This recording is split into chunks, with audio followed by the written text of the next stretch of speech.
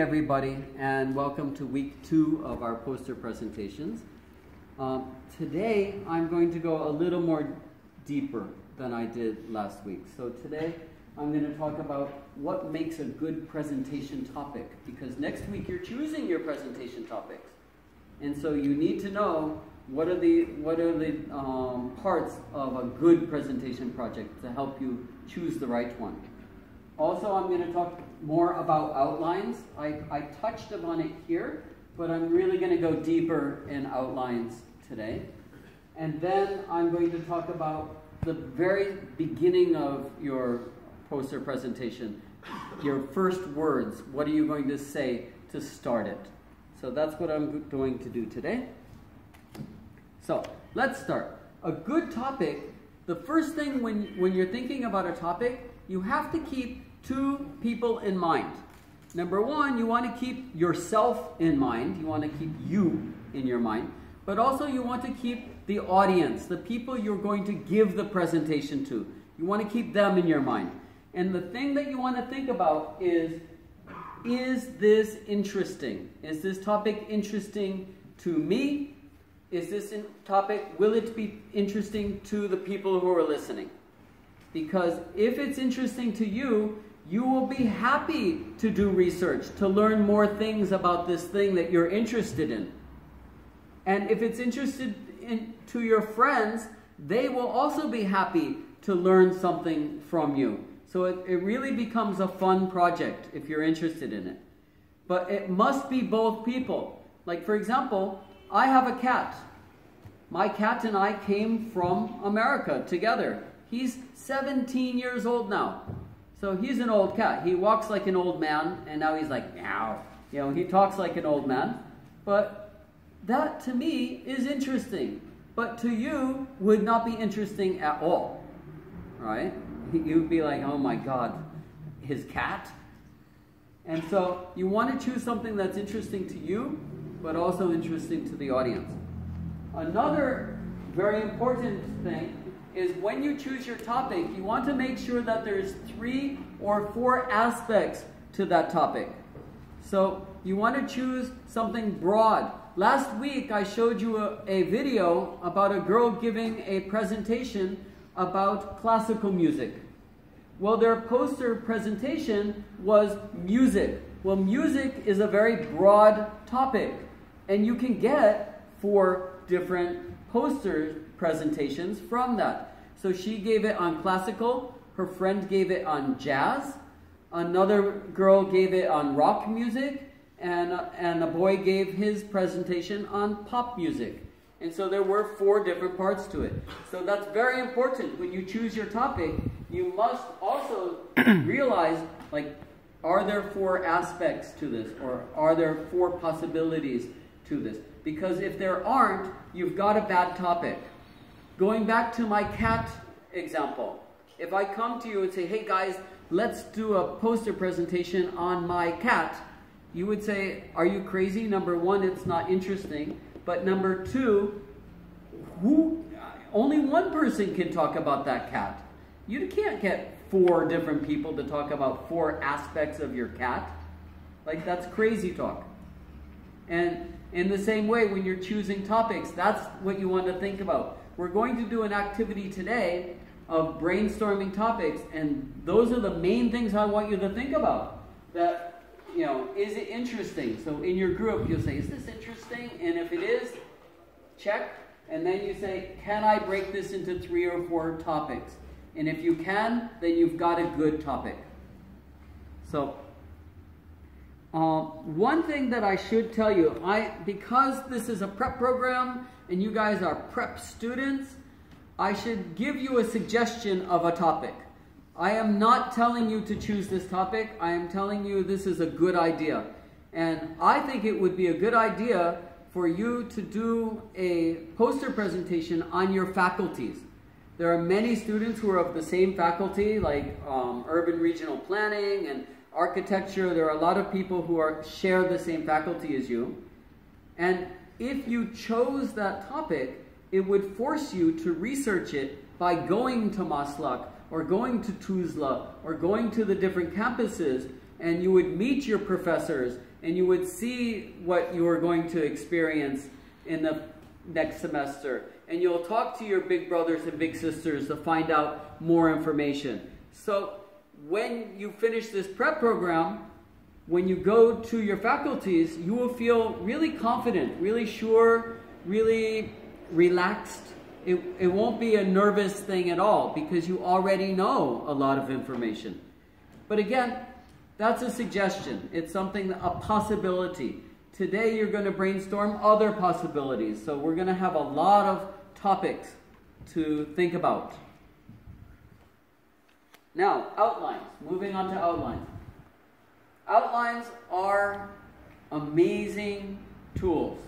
It's an amazing tool for you. And it's a tool that's going to help you in this project, but it's also going to help you in your writing. It can be useful for your reading. It's going to be useful when you do your next semester. You've got a class 201, which is a research project, and it's going to help you with that. So it's going to be something that follows you all the way through your academic career, in your master's programs, in your PhD program. So it's a really great tool to have, to know how to do an outline. And there's three major points to it. Number one, that outlines help keep you organized. Additionally, they help you stay on topic, and they will save you time. So let's start with keep you organized. When you guys are doing this poster presentation, you're going to have to research. You're going to have to look for information. And as you look for information, you're going to take notes on it, because in the end, you are going to give me a works cited. You're going to show me where you got that information. And so as you take notes, if you take notes, you might take them on a notebook or maybe some paper. And if you just take them like that, then you could lose them easily. But if you've got an outline, and as you learn something, you type it into the outline, that will keep everything organized. What happens is, if you don't do it, you know I need this. So you're going to, at the end of the project, you'll be like, oh my God, where did I put that? I know, it was in a notebook, And it'll be hard for you to gather that information. But if you start your outline right in the beginning and just add information to the outline as you get it, then your life is so much easier, right? It'll help keep everything together, keep everything organized. The other thing is, it'll help you stay on topic. Now, probably you guys know from your writing classes, off topic, right? Your teacher says it's off topic, and you're like, oh my God, what is this off topic thing? I wrote a perfect paragraph. Well, outlines can keep you on the topic. And let me show you with an example of writing. So for example, let's say your teacher gives you an essay topic of what causes pollution in Istanbul. And you think to yourself, well, what does cause pollution in Istanbul? And one idea that comes to your head is, well, cars cause pollution in Istanbul. And then you think, well, what kind of pollution do they cause? And you think, well, they cause air pollution, that's for sure. And then, how do they cause air pollution? And you're like, well, their exhaust. Their exhaust has carbon monoxide inside of it. And that's pollution.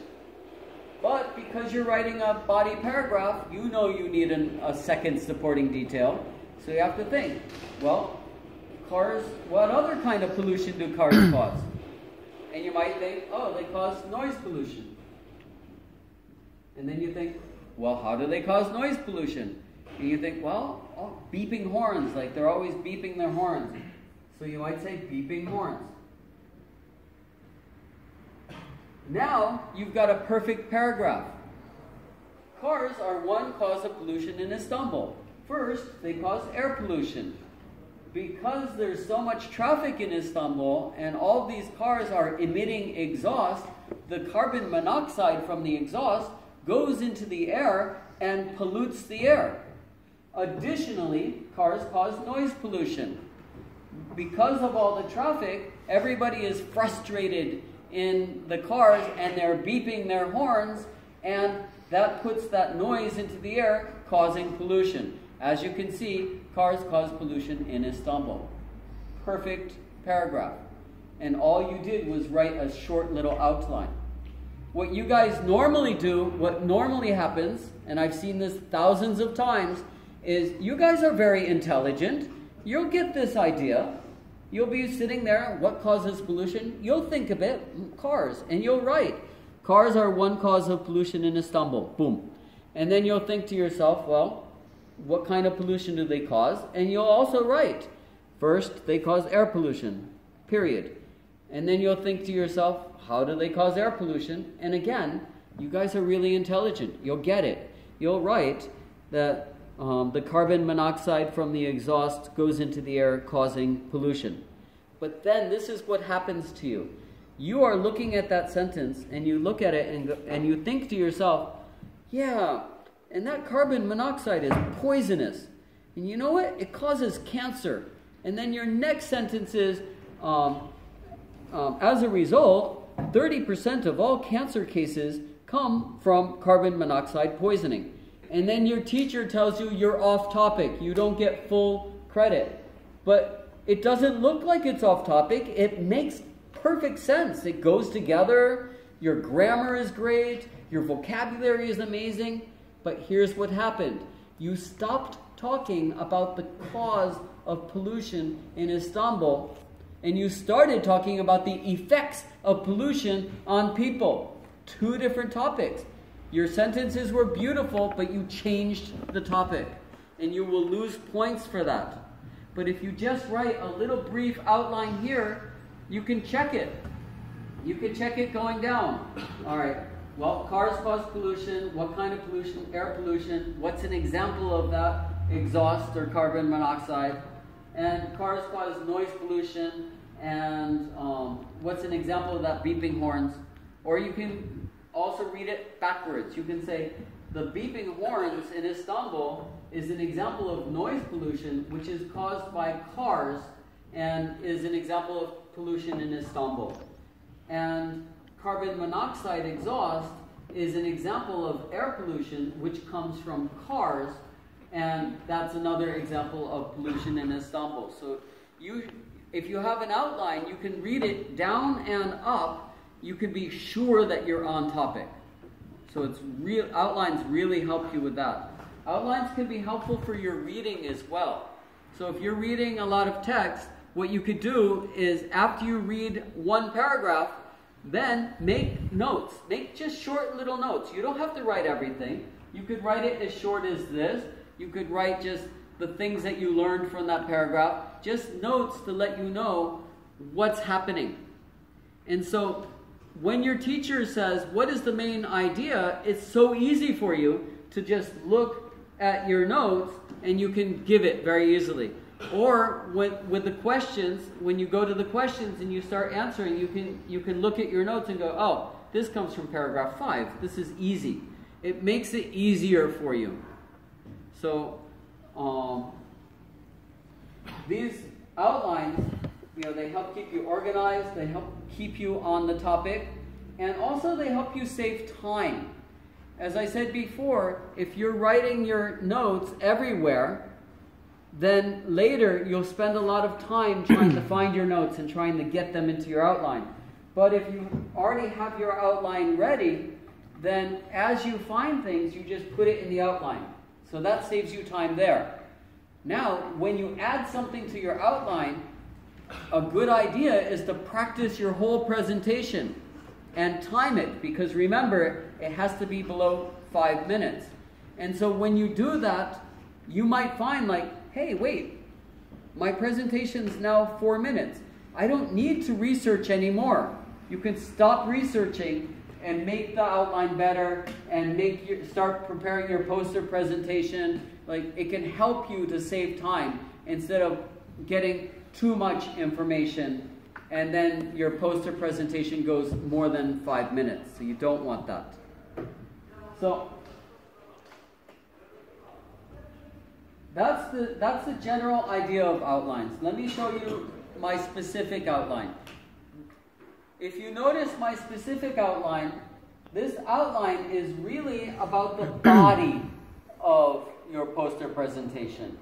You don't have to include the introduction, because when you give an introduction, you're really only giving the highlights, the topics of your outline.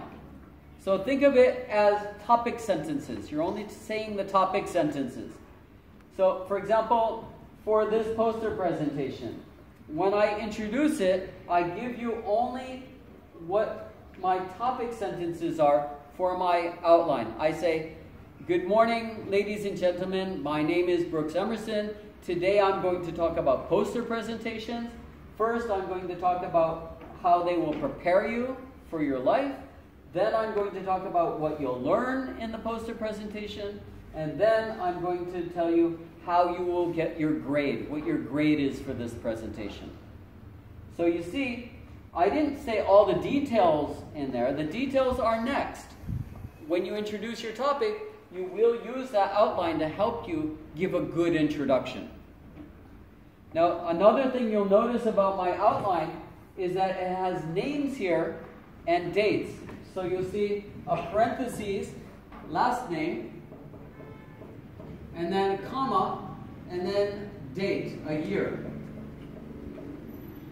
So for example, in the first item here, work life, giving presentations at work, I put Weimar 2013.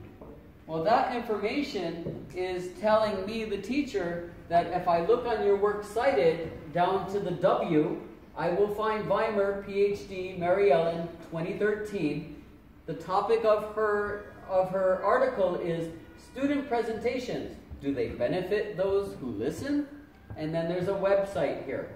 And so as you do your research, you're also going to put your research into your outline. Now for you guys, I'm going to ask you for two outlines. I'm going to ask you for an outline, I think, in week 4. I'll know more next week. But in week 4, I'm going to ask you for an outline of your project. And then I'm going to ask you, when you give your presentation, you will give me your final outline. For the first outline, I don't expect this. If you found some research, great, put it there, no problem. But if you didn't, it's not a deal breaker. It won't kill you. It's just for me to know that you are working on the project, that you are progressing, that you're getting somewhere. Because many students, they wait until the last minute before they do a project, and you know this. Because it's normal student behavior all over the world. Not Turkish students, all over the world. So this is me helping you not to wait until the last minute. All right, so